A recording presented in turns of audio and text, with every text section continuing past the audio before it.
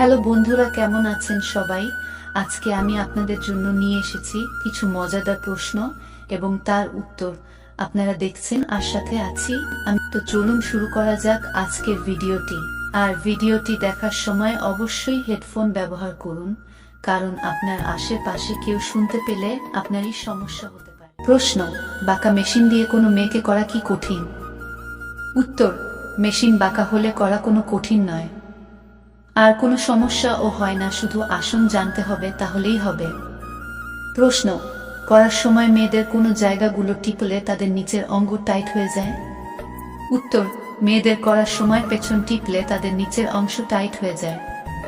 প্রশ্ন: প্রতিদিন সকালে কি খেলে ছেলেদের রকেট অনেক মজবুত হবে? উত্তর: প্রতিদিন সকালে ভিজে ছোলা আর কিশমিশ খেলে ছেলেদের রকেট অনেক মজবুত হবে। প্রশ্ন: থাপাথাপি করার সব থেকে সহজ পদ্ধতি কোনটি? উত্তর: থাপাথাপি করার সহজ পদ্ধতি হচ্ছে মেয়ে শুয়ে থাকবে, তার উপর ছেলে সুজে লাগাবে। প্রশ্ন: মেয়েরা কখন বেশি উত্তেজিত হয়? উত্তর: যখন তার পার্টনার তার ডাব নিয়ে টেপাটেপি করে, তখন মেয়েটি খুব বেশি উত্তেজিত হয়। প্রশ্ন: কিভাবে করলে ছেলে মেয়েরা দুজনেই খুব বেশি তৃপ্তি পায়?